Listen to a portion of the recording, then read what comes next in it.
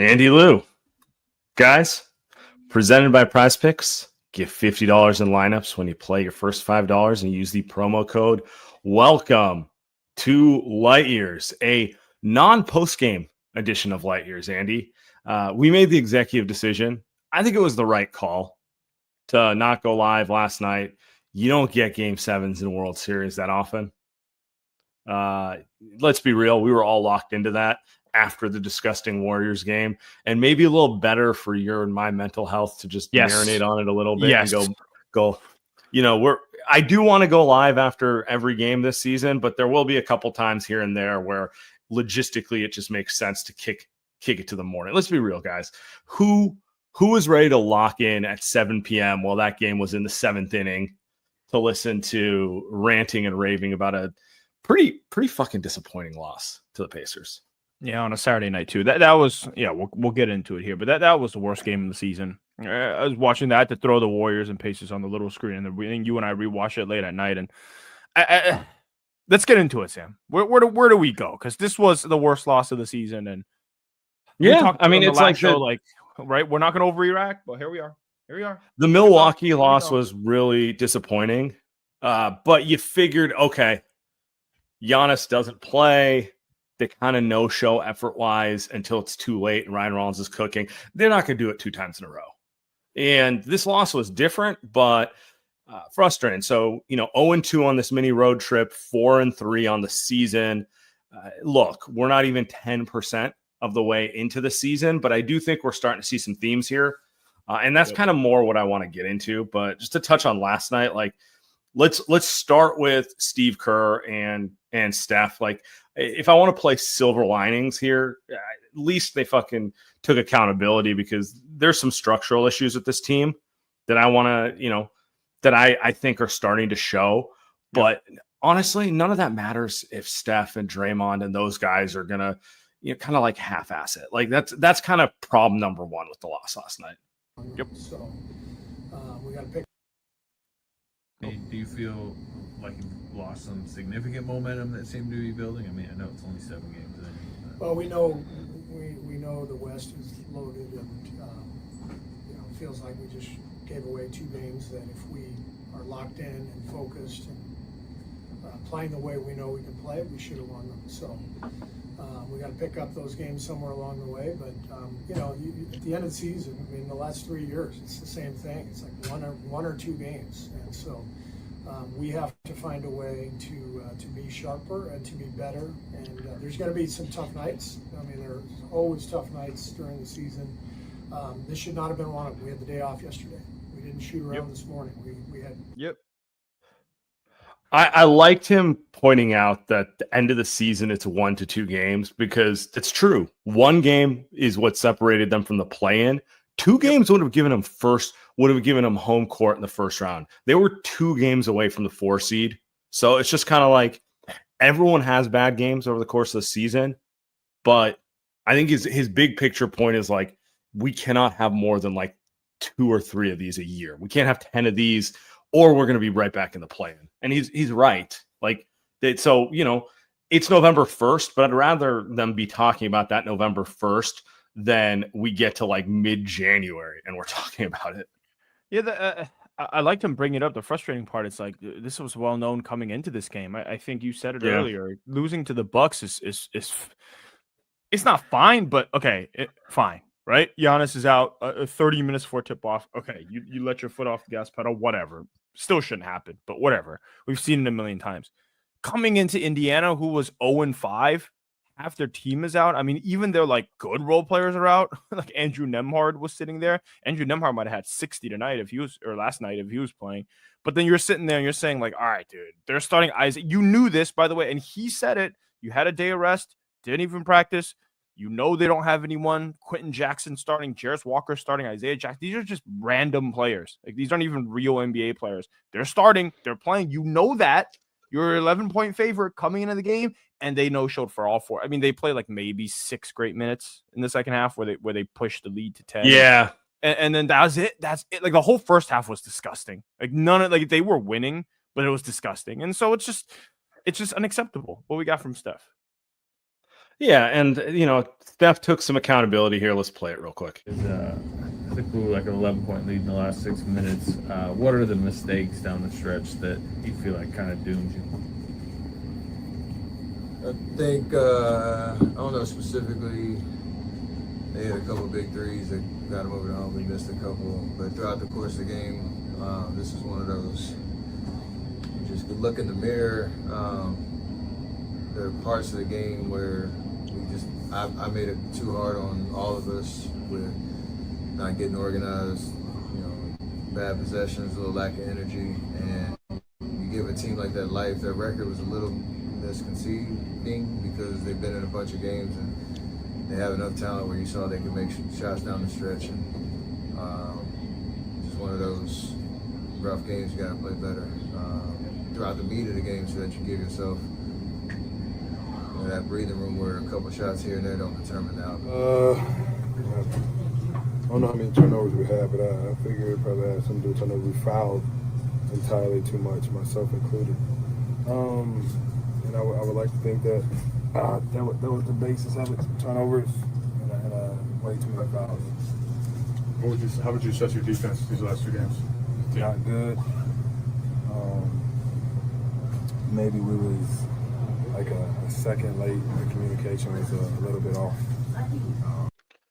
Yeah, I mean, Jimmy goes on to say the same thing. Draymond will say the same thing. Like, they're not sugarcoating it. There's no reason. They're not coming up here and like everything's fine. Nothing happened tonight. They got their asses kicked. And they know they shouldn't have. That's kind of the part. If I want to play silver linings here, I like that they're mad about an early season kind of loss that slipped away from them, because it lets me know that they're more serious about the season than maybe they've been in the past. I feel like in the past, we would have got a little more, it's a long season lip service, and it is a long season, and you can't like take a November 1st game like it's April, but like just being realistic and accountable, being like, this is, if we go down this path, we're going to dig ourselves into a massive hole. We're in a little hole right now. We could be in a massive hole in 6 weeks if we don't change this immediately. Like, that's at least a positive for me. Yeah, I'll play the devil's advocate, but I think for them, the problem is they're vets, right? The problem is these guys have been around. If these guys were the Pacers and they had their fully healthy team, and you had Halliburton come out and after a season they lost the finals, let's say the Pacers are completely healthy and they're coming out and saying, hey, like, these are things we got to fix. And you're like, okay, like, that's interesting. Like, these are younger players that are completely locked in early in the season. Maybe you don't often see that. But then you're sitting here and I'm just like, well, you guys are saying all the right things, but you guys are still no showing. That is actually might be a redder flag to me. Because then it's like, are you just not good enough then? Like, if you guys, right? Or you look at a game tonight where Jimmy played 34 minutes, and I'm just like, man, like Jimmy was the best Warrior, don't you think? Like, Jimmy was the best player on the Warriors tonight, and they still lost. He played 34 minutes, probably not great, because it's like, to me, looking at the larger season, you're like, well, Jimmy's not going to play 68 games. Right? This is one of those games you get 55, 60 of Jimmy.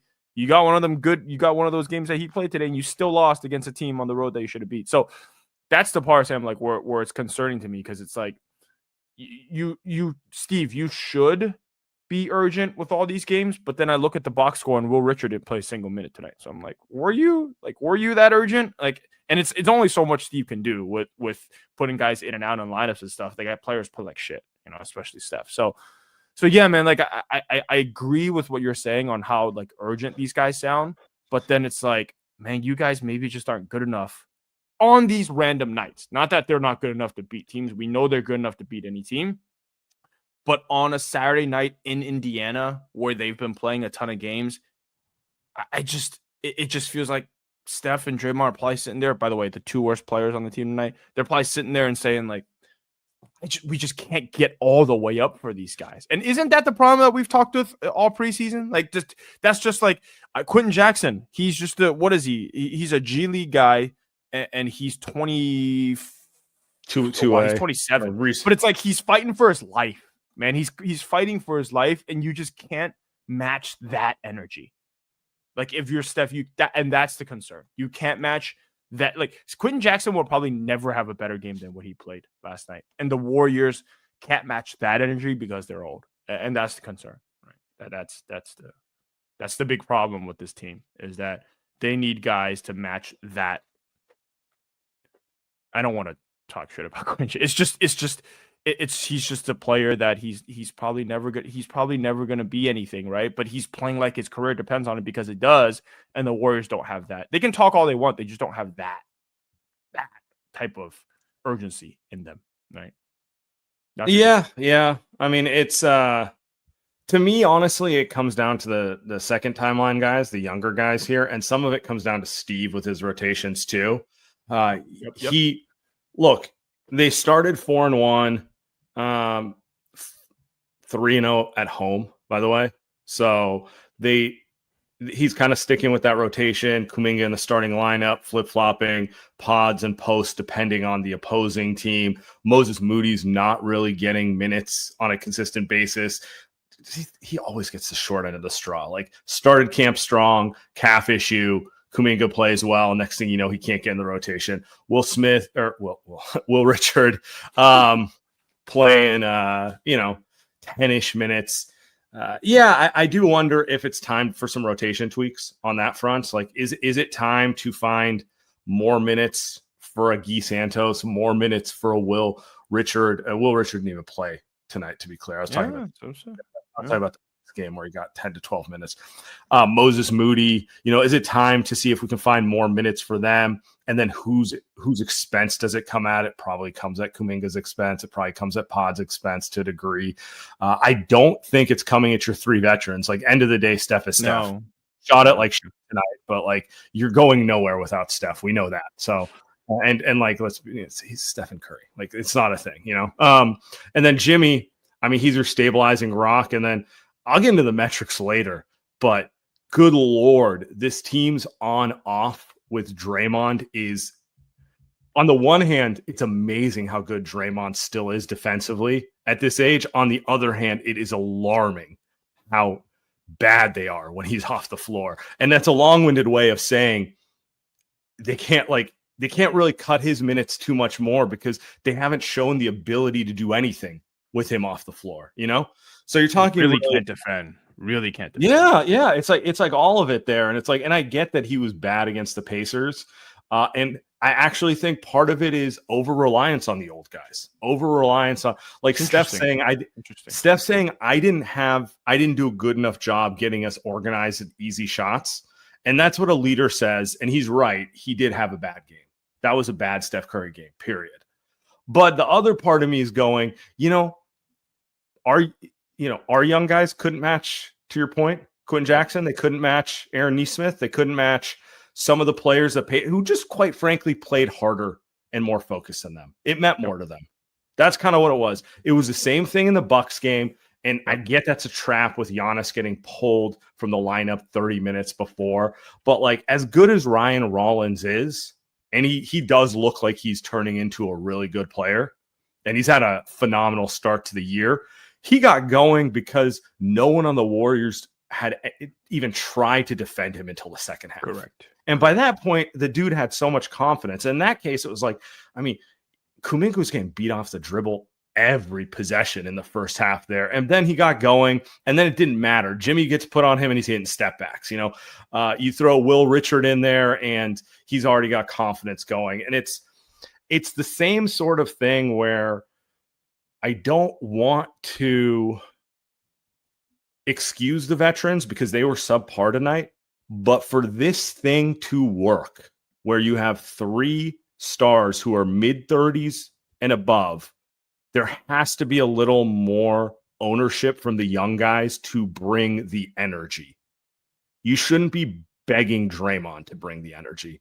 You shouldn't be begging Steph to bring the energy on that level. Their game brings energy, but like, you shouldn't need them to like lock in at the level you do. And I feel like too often that's not what we see with the young guys on the Warriors. It's like a lot of, if Steph and Jimmy and Draymond are feeling it, they'll go for the ride.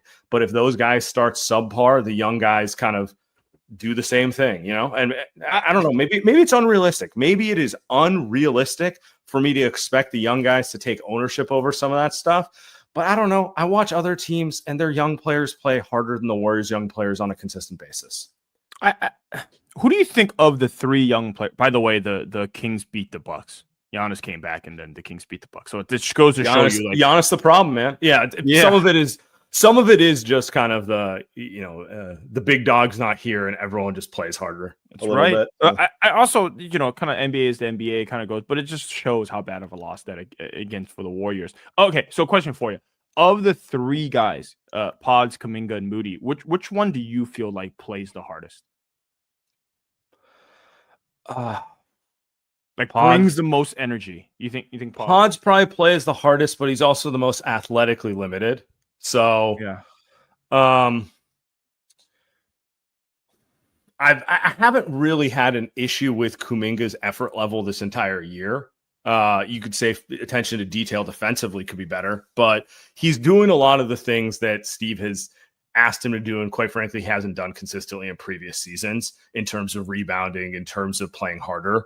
And then Moody's just not getting out there enough, but it's a little bit of a roller coaster with Moody too, you know? I agree with that. So the Moody stuff, so he played 60 minutes tonight. He was plus 15. I don't really know what that, I mean, just kind of limited minutes. It's a 1-game sample size, but I actually think he's the guy to me that plays the hardest. Like he's the guy that can affect it defensively better than the other two, because he's longer, he's smarter on defense. He's the one that gets this, like Paz is great at getting hand, but you said the physical limitations make it harder for him to be great defensively. I think Moody's more up and down, but again, it's like with Moody, it's like it's his fault. Like he's injured all the time. Like the calf injury cost him the starting spot. Now he's got to fight his way uphill. Like, and Kuminga really took his spot by playing so damn well the first part of the season. So it's like now we're gonna have the conversation of like, all right, well, Moody should probably play more, but who does he play more for? Where's it coming from? Yeah, right. So that's the kind of stuff. But I'm with you, man. Like the end of the day, it's like it shouldn't.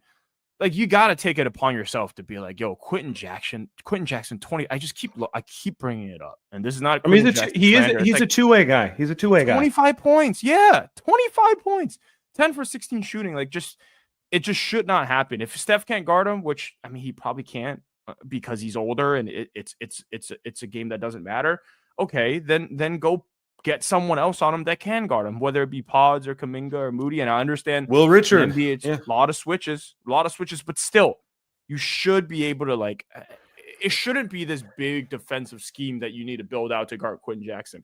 This shit should just be effort, and that I agree with you. Should be able to come from like Kuminga and Pods and Moody. So, okay. I mean, yeah, man, frustrating 2 games so far. All right, let's talk about some of these other big stats that you've gotten dug up for us. Before we do that, Light Years Podcast, we are brought to you by PrizePicks. PrizePicks, best way to win real money this summer, this winter, getting into November here, November 2nd today, and December coming up. Make your picks less than 60 seconds. Turn your sports takes into real money all season long on PrizePicks. Baseball is over. We still got football. We still got basketball. And PrizePicks is the only app that offers stacks. Meaning, don't forget hockey. If you want to stack multiple numbers into the same lineup, Macklin Celebrini, hockey, baby. He's been on fire the last 5 games. I would go more on all of Big Mac's numbers there. You could do that for football. That's the future of Bay Area sports right there. When Steph retires, he's about to be the face here. We're about to go down to the Shark Tank, day one Sharks guys. Look across the sport. Look across the big 4 sports. I don't think there's a better prospect across the sports than Big Mac. I'm dead serious. They're calling him the Wemby of the NHL. Like, who's more important to Bay Area sports right now, him or his dad? I can't say. Can you take the more on Rick Celebrating? There's no numbers on Rick, but his son. Taking the more on the amount of hours he's putting into getting these vets ready to play. That's for sure. You can't. I don't think there's a number high enough that PrizePicks can give us. But look, CMC's playing today. You guys know that I always recommend the more on all CMC numbers, especially when guys are still out and they still got the backup quarterback. So rush yards, catches, receptions, touchdowns, CMC. I mean, he's playing the Giants. Pretty good defense, but should be a game that the Niners hopefully could win. You can all pick all those numbers. Guys, RIP Discatable. What do we got? So app is easy to use. Create a lineup. All you gotta do, pick more or less on a few player stats for your shot to win.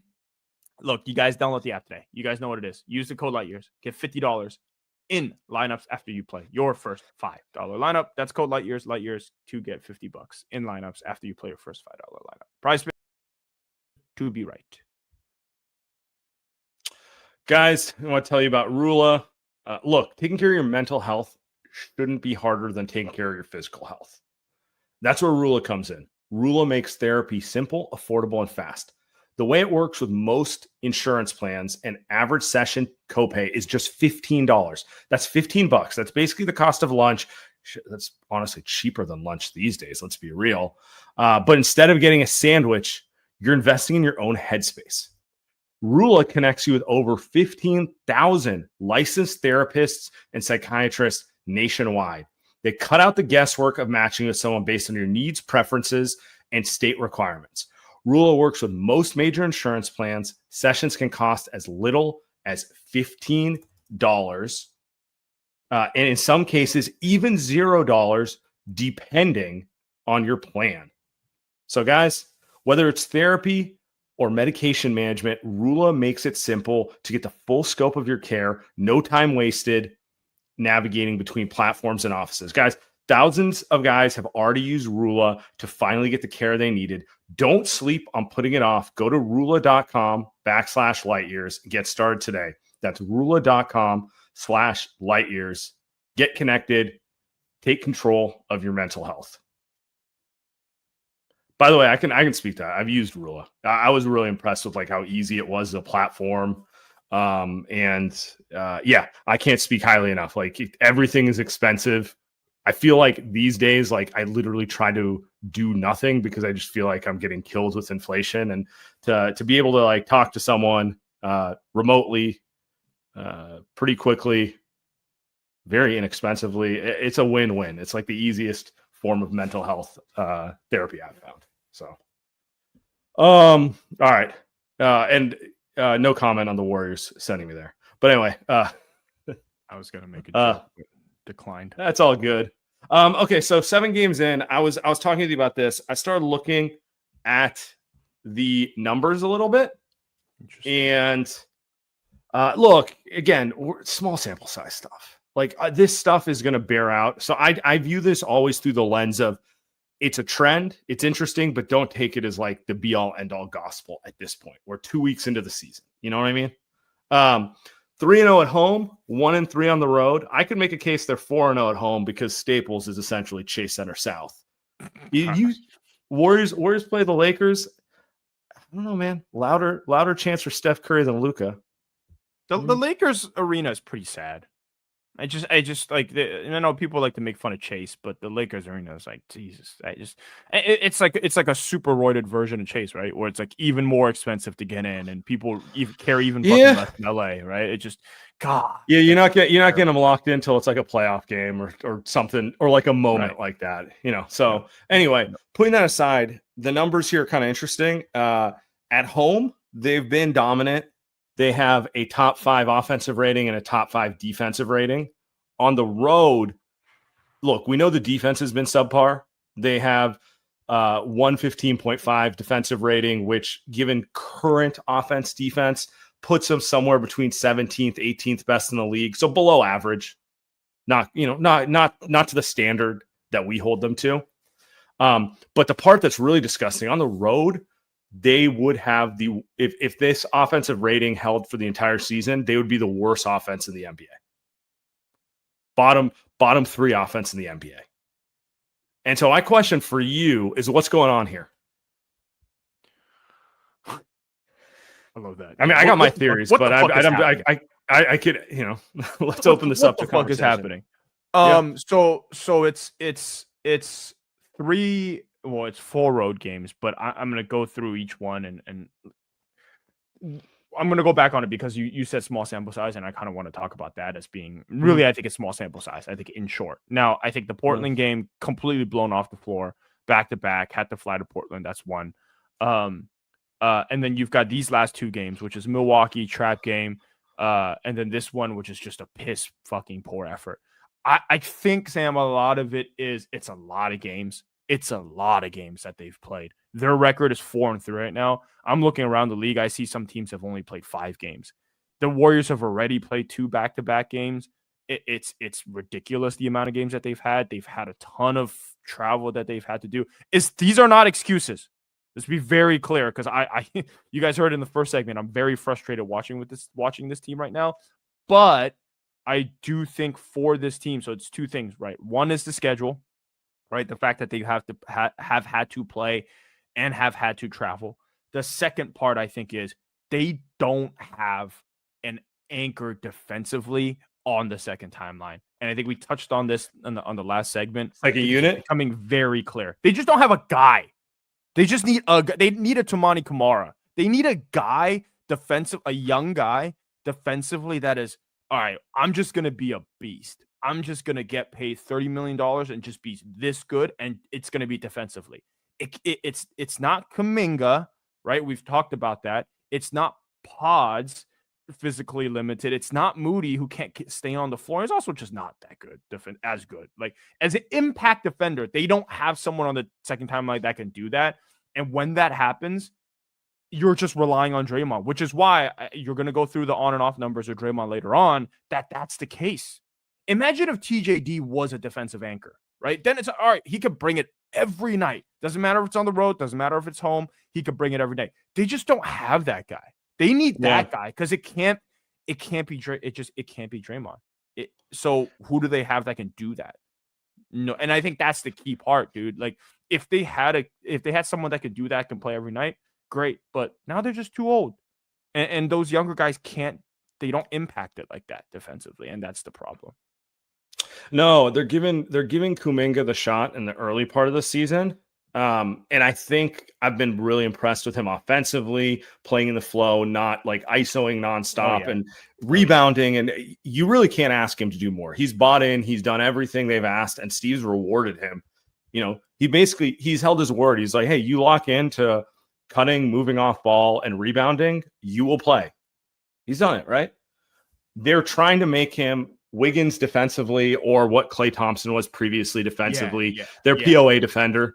They're the point of attack guy. And like, it's just been bad. I don't know how else to put it. It's not been good for them. They got cooked by multiple quick guards on this road trip. You know, athleticism at the point of attack is a problem for them right now.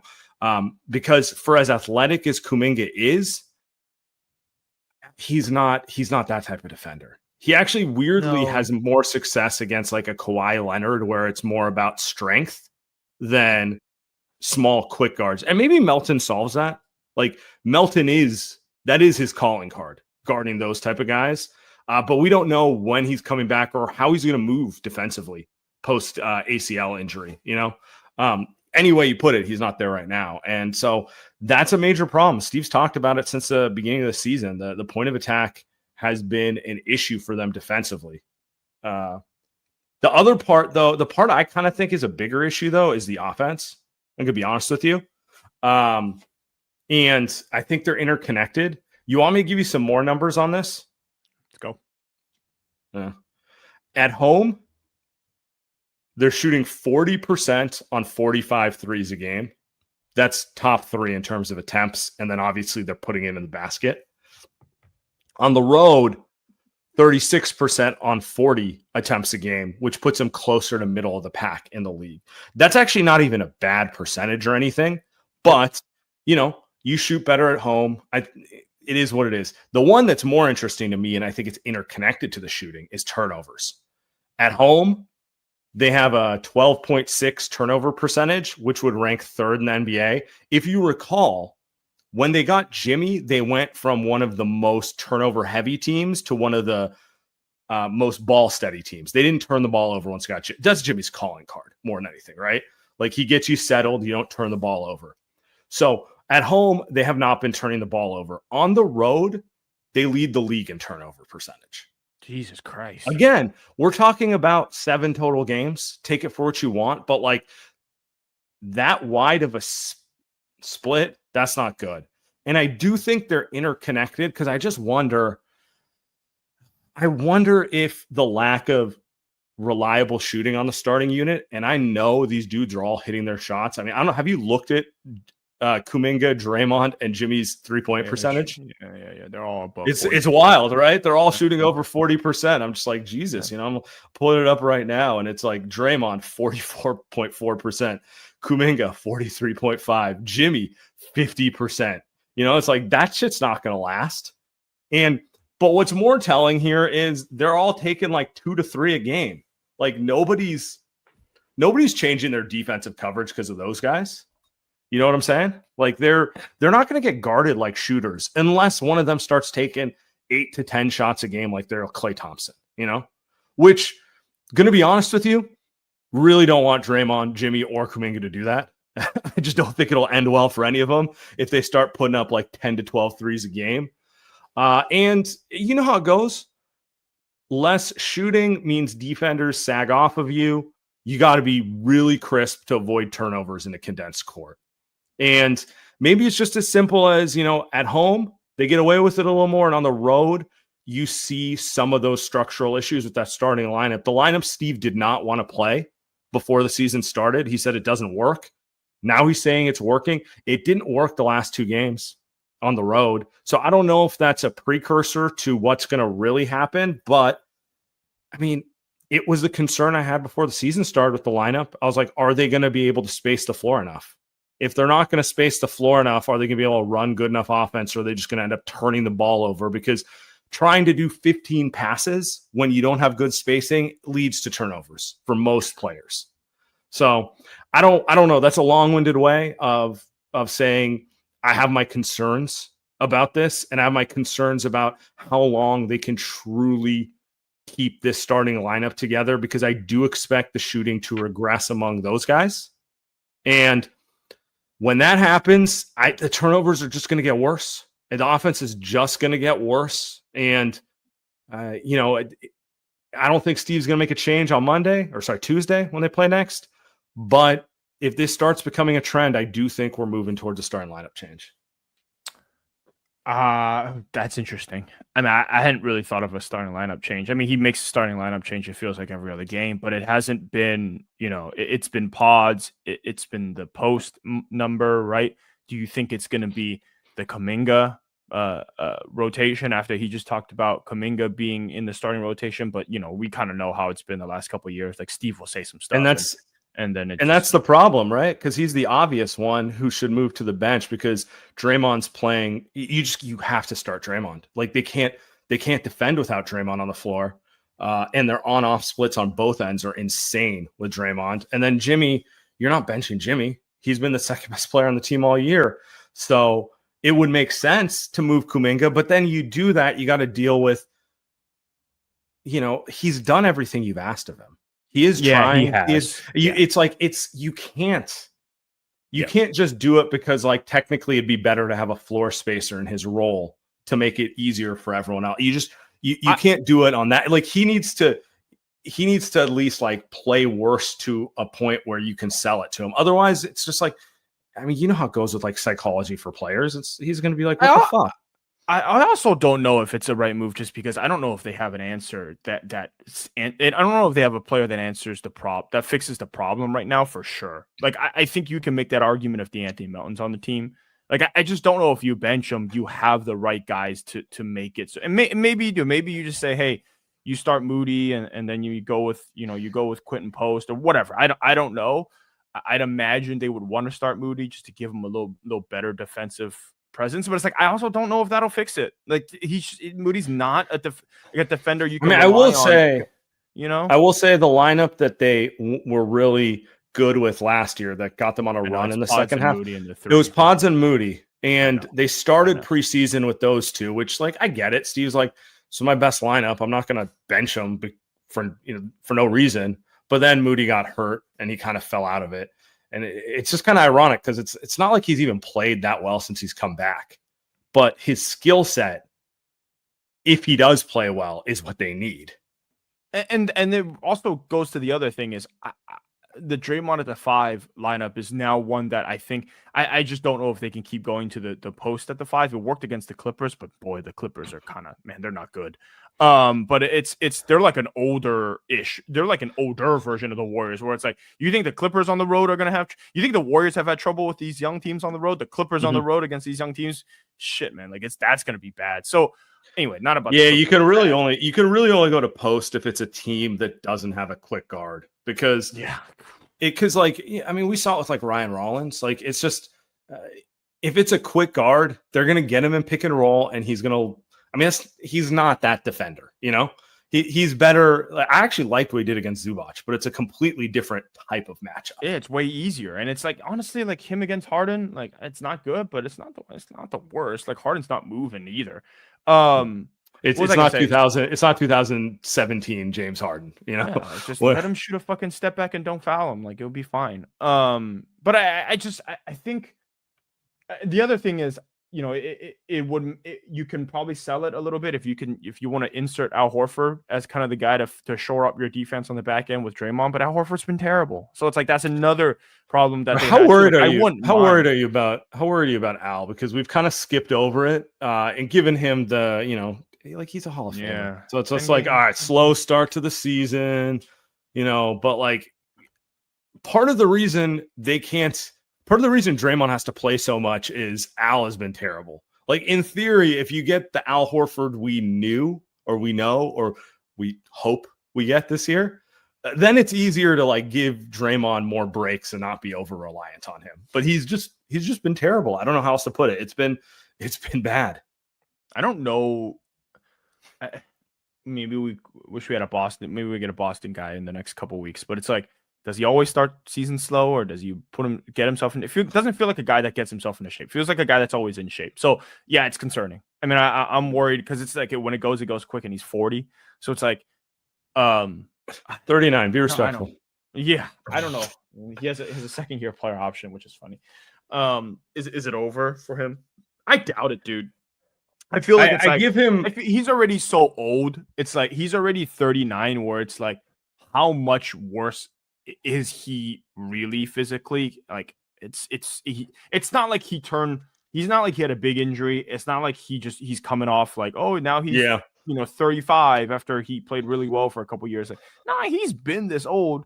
So it might just be getting comfortable to a new situation. It's not like the basketball fit, because like him fitting into the Warriors offense, like he can do that in his sleep, It's just like, new city, new teammates, like maybe it's just like that stuff. But yeah, I mean, if it doesn't pick up in the next 5 to 10 games, then I'll be officially very concerned, because they don't have anything else.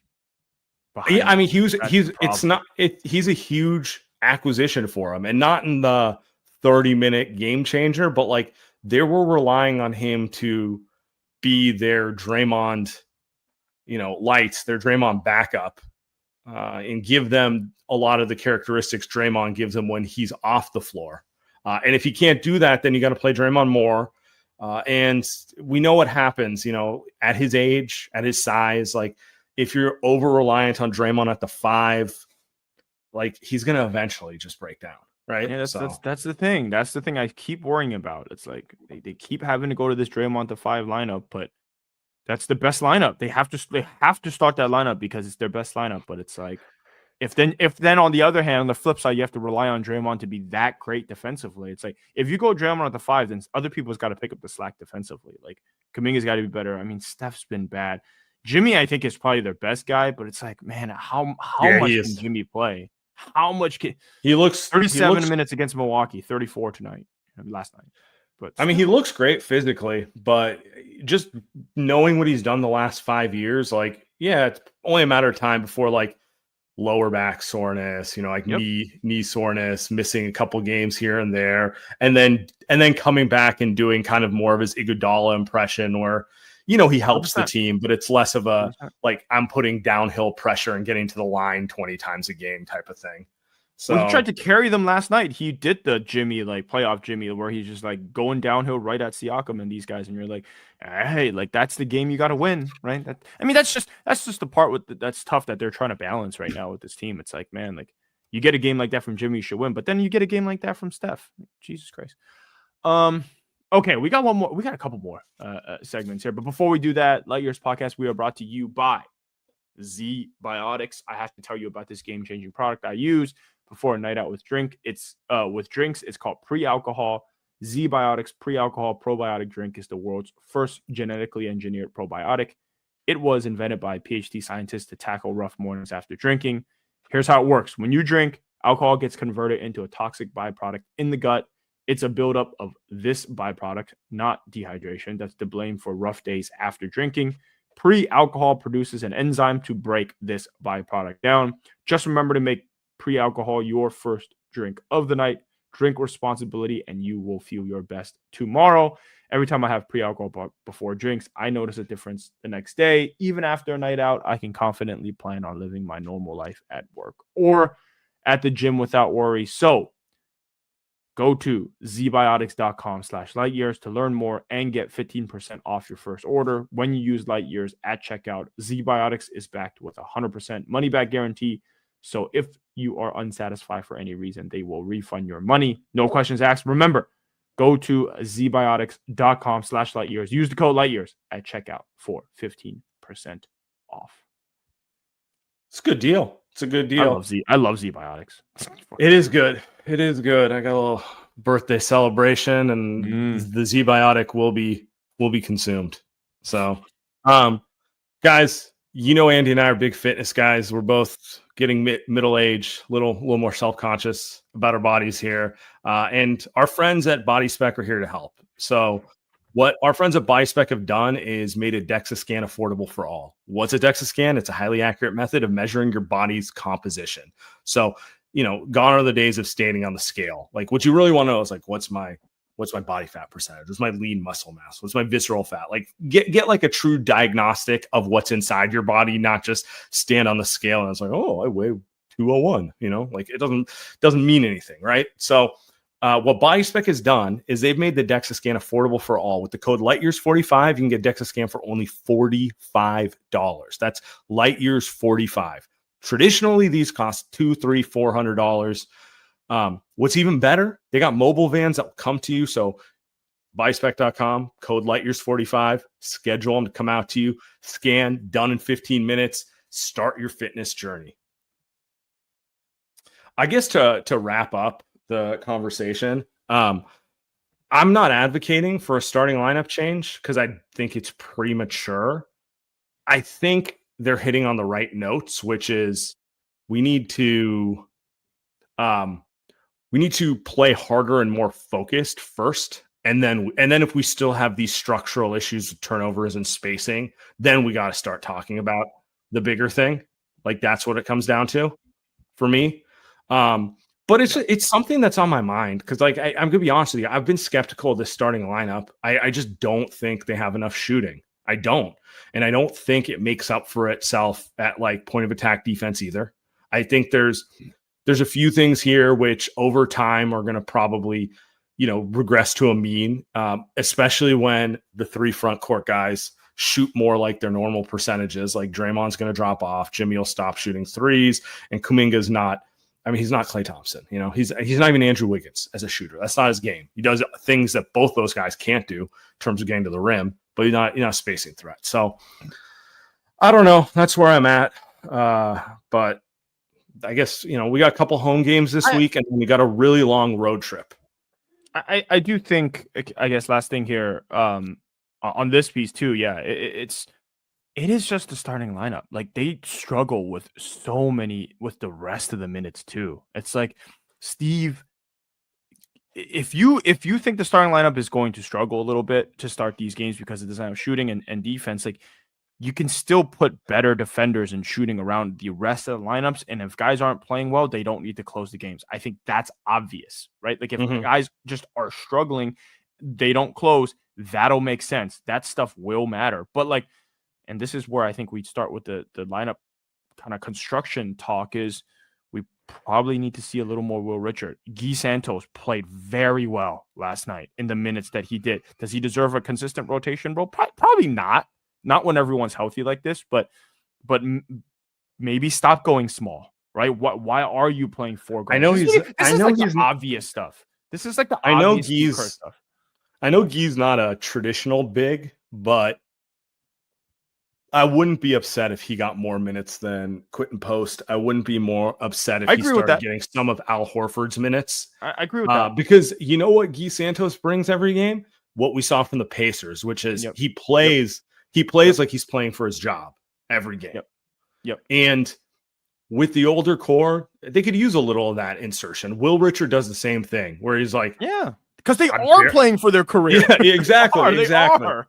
Yeah. So Like, I do think Moody's- this is not a bad thing, but it's like Kuminga just got paid $24 million. Pods plays hard, but also like Pods gets 30 minutes. He's just gonna like he's a first round pick, and he knows he's going to get paid something. You know, like he's not. Moody has gotten paid even. Moody gets 13 million a year, and just like so like these guys Also a aren't first round playing pick. for his Yeah. career.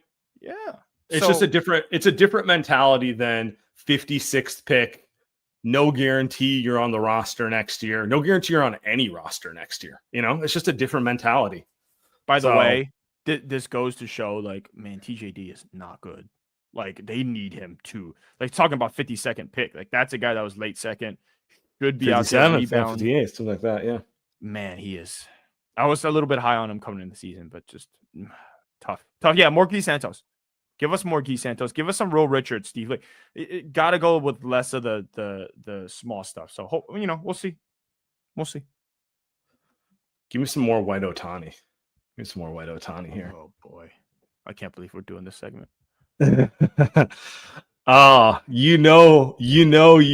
said some fucking insane shit when Bleacher Report creates a graphic for you.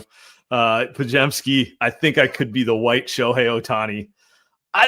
For the record, I think he was kind of joking when he said it. Of course he was. Hopefully. But I was just like, it's kind of a thing with him where he fucking yaps, he talks a lot. And I I don't envy him. I'm sure his mentions were vile yesterday. I'm sure his DMs were just people talking so much shit. You know what I mean? Probably not the best thing for one's mental health. Yeah, go sign up for Rula B-Pods if you need a little support. But by the way, doing this segment the day after the Dodgers go back to back. Jesus, just brutal. Absolutely brutal. I think you nailed it on the head. maybe should work on being the white Yamamoto. Yeah. Woo. Woo. I don't think you'll ever see. I hate the fucking dog. I can't fucking hate him. But Yamamoto, man, just these two guys, Shohei and Yamamoto, obviously it's without those guys. I mean, like, no shit without those guys. But like, the Dodgers have been good for how long? 15 years, Sam? Like, they've made the playoffs for 15 years. They have not been able to win a title until they've gotten these two elite all-time talents. Like, yeah, dude, Clayton Kershaw, you're fucking good. Mookie Betts, you're all right. Like, all these guys are cool. Max Muncy, you're cool, but you're not winning shit unless you have the all-time elite. This is how hard baseball is. Like, you need Shohei to get on base 9 times. You need Shohei to hit 3 home runs in a game. You need Yamamoto to go back to back just to win a World Series. This is not slander. I'm just saying, like, that's how hard Yamamoto. it is. Yeah, Yamamoto had one of my favorite pitching performances I've seen. Like, it's just one of Sam. Oh, you're saying favorite. Okay. Oh, you're saying favorite. Okay. I thought you. I mean, he had one of the most impressive. Period. Yeah. You know, it's up there. It's up there with Bumgarner in 14. Bum went 5 innings, but he had 2 days. I mean, it's still insane. 2 days, but literally coming out the day after. And to be honest with you, my favorite thing was he hits the first batter, and I was like, oh shit! Like, his arm's probably fried, and to pitch your way out of that, like, it was, I don't know. Like, I don't hate the Dodgers. I'm like agnostic to them, but it's you got to tip your cap to like that type of. You know, my big thing is I hate when people slurp teams and athletes who haven't won anything. You know, like Aaron Judge, it's tiresome hearing people say he's the greatest right-handed hitter of all time. Like, based on what? You know, like, based off the fact that he destroys the number 4 starter on the Orioles 10 times a year, like, cool, you know? Like, I'm not, like, obviously he's a Hall of Famer, but I'm not as impressed by regular season numbers. I want to see dudes do it when it matters. And that's kind of why I was like, watching Yamamoto go out there the day after he threw almost 100 pitches, it was just kind of like, how many dudes even say they're willing to do that? Like, how many dudes are like, yeah, I'll do it? Most pitchers would be like, I can't do it. My arm won't let me. You know? And he like, probably shouldn't for obvious reasons. Like, he might be injured next year, you know? No, he probably will. Like Blake Trinan threw a ton of pitches last postseason, and Blake Trinan is never the same. I'm not saying it's going to be the same with Yamamoto. Also, he's getting paid $325 million guaranteed, so believe me, he'll be all right. But you just that's the type of dog. I was texting a couple buddies last night. We're all Giants fans, obviously, right? But it's like the Giants, first of all, they lack talent. They lack elite talent, but they also lack a level of dog that these guys have. These guys, like especially Yamamoto, Mad Bum obviously had it. Buster Posey obviously had it. But like the Giants, Sam, they lost 14 straight home games. Like that's a definition of no fucking dog. To lose 14 straight home games, it's totally different from Yamamoto going out there. But it's like I love Logan. You are I correct. Like there is a like where at a certain point, when you're in a losing streak, like this is why I'm not overly concerned about the Warriors now. It's like, ooh, nice, you have dog. They'll eventually be like, all right, enough is fucking enough. That's 2 straight disgusting losses. We're not doing that again. You know, that like a lot of it is that, and you know, your Giants point, like I'm not a fan of Willy Adames. He feels like such a phony to me, like such a phony with like the fake leadership stuff. But when things are going poorly, you don't see him anywhere. I liked Posey calling him. I like Posey calling him out at the press conference. Wait, what did he say? Wait, what did he say? He's like, we need a little more tension on this team, not just hugs at second base. I was like, ooh. I know. He's yucking it up. He's yucking it up with Shohei. It's like, dude, fuck these guys. I mean, like, love Logan well, but he's like tweeting about how great. Okay, I get it. Yamamoto had a great performance, but it's like, man, like I need more hate. I need more hate. And I think I did hear the Buster point. I didn't think about Willy Adames, but maybe it was. That's kind of makes sense. That's just the way I'm reading it. I could be totally wrong, but yeah, Northern Giants need more guys like that. Maybe it's Drew Gilbert. I don't know. I didn't even make a Pods point. I guess it's the same. Pods, you got. I don't know if Pods cares about the slander that he gets every time he says something like this. If he did care, then I think it's like this. The answer. I mean, remember Draymond in preseason said like, keep some stuff to yourself. You know, you don't need to tell everyone everything you're thinking. but it also just lets me know he probably talks so much more in practice. Who do you think talks more though? Jordan Poole or Pods?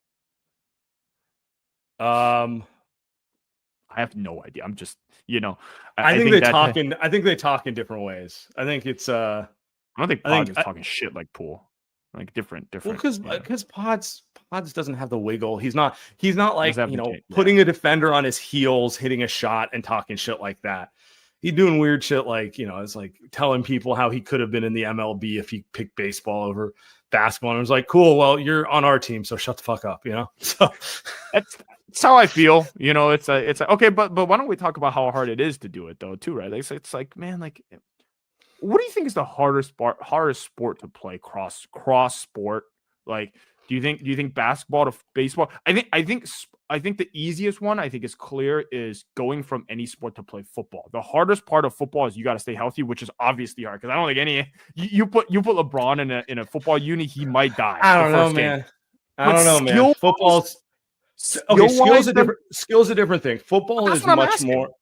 Football is a measure of your toughness more than anything. Like you got to have the athletic attributes, but like just how much are you willing to play through contact? Like, which is sneakily like, come on, how many basketball players do you think are actually tough enough to play football? Because I could make an argument. I could make an argument. Most basketball players are athletic enough to hang with the NFL. Yeah, skill. Yeah.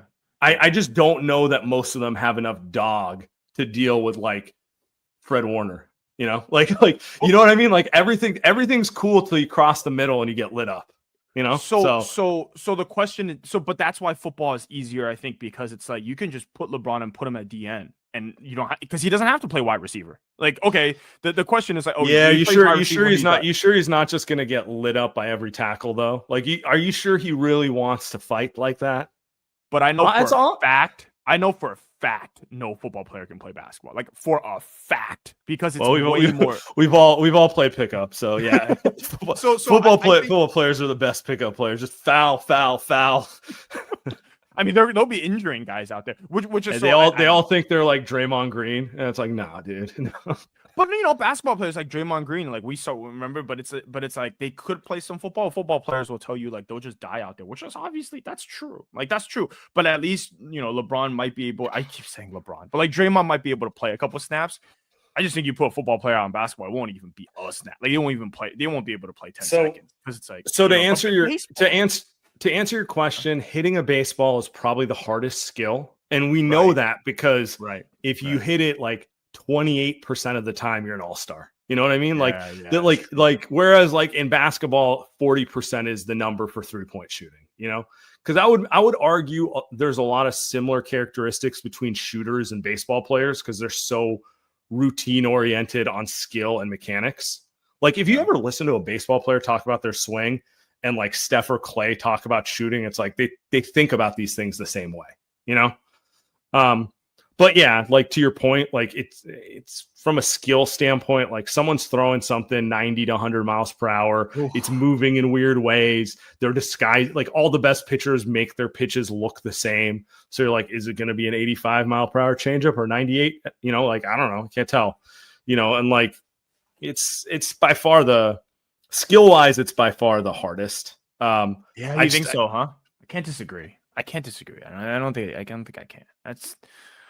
Who do you think is the best warrior that could play baseball? I think the answer is obvious. Besides Steph. Can I give you besides Steph? Yeah. I watch Pods hit some batting practice balls into the water. Say what you want. That's not easy, even in BP, Like he played baseball. You know what I mean? So like he's got some comfort with the sport. It's an insane quote, and it's like I don't know what he's looking to garner from this. Like I think we could be honest. He thinks he's a potential star in the future, and maybe he will be, maybe he won't. If I had to guess, probably not. But like he clearly thinks he can be a dude. Like his comment about like I want to carry the torch after Steph, like. You're not saying that if your goal is to be, a rotation guy. You're saying that because you think you can be an all-star in the league at some point. But by the way, Pod's the only guy that was a plus in the starting lineup last night. Played 35 minutes. Hey, might not be wrong. I might not be wrong. He's had a good start to the season. He's not been like the Portland game was terrible, but. Other than that, he's played well. It's just like I just don't know if we've seen necessarily elite from last year. So I was just gonna get to that part where it's like I just don't.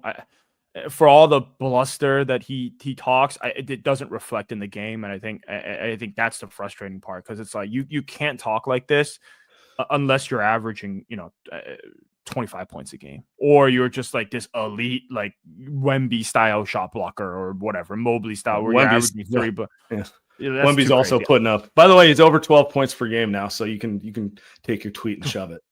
12.3. Look at that, 16 last night. He's locked in. It's just the game doesn't match the comments, which I think is the point, is the frustrating part for me. Where it's like Jordan Poole's game matches the comments because Jordan Poole's game is what you just.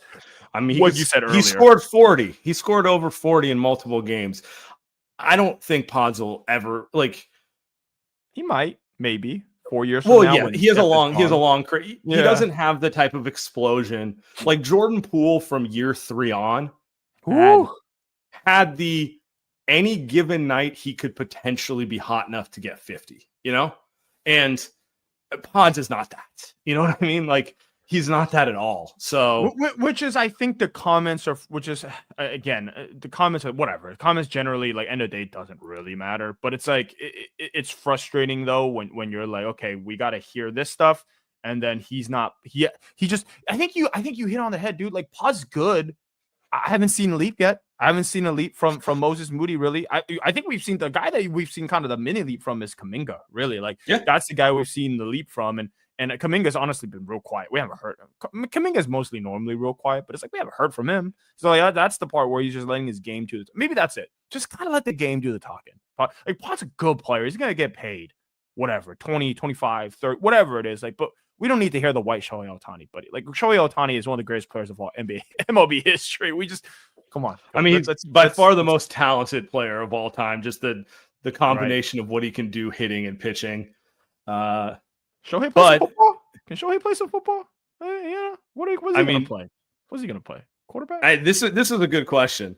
All right. Who's better, Shohei as a hooper or Pods as a two-way basketball player? I actually think the better way to put it is Shohei as a hooper versus Pods as a baseball player. Baseball player, yeah. I think that's what he meant. Baseball player, yeah. Shohei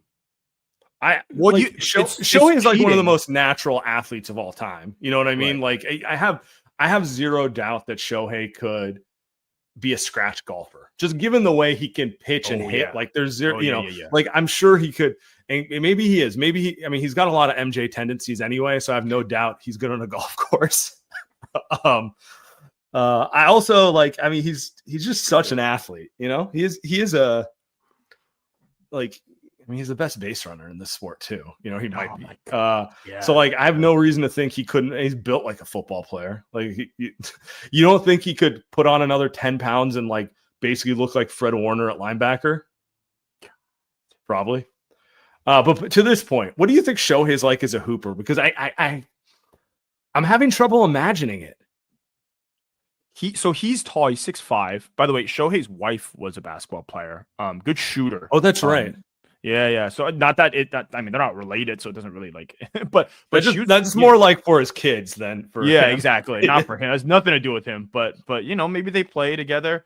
I'm with you in that it's hard to imagine because you can look at baseball and you can translate it to golf. You can look at size and speed and translate it to football. But basketball is the one where it's like, I don't know, man. Like maybe he puts up a jump shot, it's fucking disgusting. Like it just looks terrible. Like, and then you're like, well, he can't play. You know what I mean? The thing with Pods is I didn't know he played. I didn't know Pods played baseball in college or whatever. So that's automatically like high school or high school. You know what I mean? He quit. He basically decided to be more serious about basketball than baseball. But in his mind, if he went the other way, he'd be in the MLB right now. So. Kyler Murray, baby, Kyler Murray. Yeah, maybe. I mean, with Shohei, I'll put it this way: that's a real talent. That, by the way, Kyler Murray, that's real talent because he got drafted by your A's in the first round. Like that's would Pods have been drafted? I don't know. He might. I mean, I don't know. He's very unserious, but he is talented. Well, he's benched, so yes, he is unserious. He's done. Playing Call of Duty and lying that you're reading the playbook was a red flag. I'll put it that way. What a joke. Anyway, what I was going to say is, given how well he can pitch the ball and how well he can hit, he's clearly got like elite hand-eye coordination. It's hard for me to imagine he can't learn how to shoot a basketball. You know what I mean? At least like hit free throws. You know what I mean? Because like hand-eye coordination, if you have hand-eye coordination, you probably can like play table tennis, play anything that requires hand-eye coordination. And a lot of basketball and shooting is just good hand-eye coordination. Like he's clearly athletic enough, and I bet he can shoot the ball a little bit. So I don't know. I bet he could do it. I have a hard time imagining a guy who's that good at pitching and hitting can't at least be like an above average pickup player. You know what I mean? I need to look up Pod's high school stats because that'll tell me and what type of high school like that's the question, right? Because if it's like Pod's baseball team, by the way, he played 11 games. He had a 2-3 record in 22 innings pitched, allowed 14 runs for a 4.32 ERA, right? 26 hits, 9 walks. So it looked like he was an average baseball player. I got this stat right here. Okay, here we go. In high school, he had a 469 batting average and a 10 strikeout game on the mound. Oh, he's Okay, so- he's doing some Al Bundy shit where he's talking about like that time in high school he fucking dominated, you know? Yeah. So he had that one game, and then other than that, John's Northwestern Military Academy, by the way, left-handed pitcher. He played both ways, but he did struggle pitching, and then hitting looked like he was okay. So that the question becomes, if Shohei was in the same style high school, what type of stuff does he put up? I can't believe we're doing this as a serious question, but obviously I take Shohei, because Shohei's an all-time. Like you said, he's in the running for one of the greatest players of all time, skill-wise. So you got it. He threw a first pitch. He threw a first pitch in 2023, and you know what Pods got clocked on the radar gun at, like the official radar gun, 87, 86. Good guess. Oh yeah. Wow. He believes he said I bet I could throw high 90s if I trained, which is probably not unrealistic, because if you can throw mid 80s with no training, now can you throw mid 90s or high 90s with command? Completely different story. I think every pitcher in baseball can throw it close to 100. It's just most of them can't throw it with any sort of command, so they take it down to what they can command, you know? Like that's the thing. It's like it's true of basketball players too. Like every player can hit shots in an open gym. Can you hit shots at game speed? You know, like every pitcher in baseball can throw it harder than what they throw in the game. So I don't know, but to your point, let's not worry about the baseball and what you could have done. Let's work on that leap. Let's work on that leap as a shooter. The shooting's looking better for him. It's still. But to your point, it does feel like more like what we saw in the second half of last year than like, wow, new level unlocked. Which, by the way, if they get that second level of Pods and Moody of last year, it's a good team. Like this is the Warriors are going to be good, and they're getting a mini leap here, or even a leap from Kuminga. Like it is good. That's the best part of these first 7 games so far, is that the second timeline guys, like, they are playing well. Can we get it consistently? And we'll see. Who do they got? They got the Suns on Tuesday. I mean, come on. Suns and Kings, couple get right games. And then we got a serious road trip. Honestly, kind of a ridiculous road trip, but we'll talk about that later. Yeah. All right.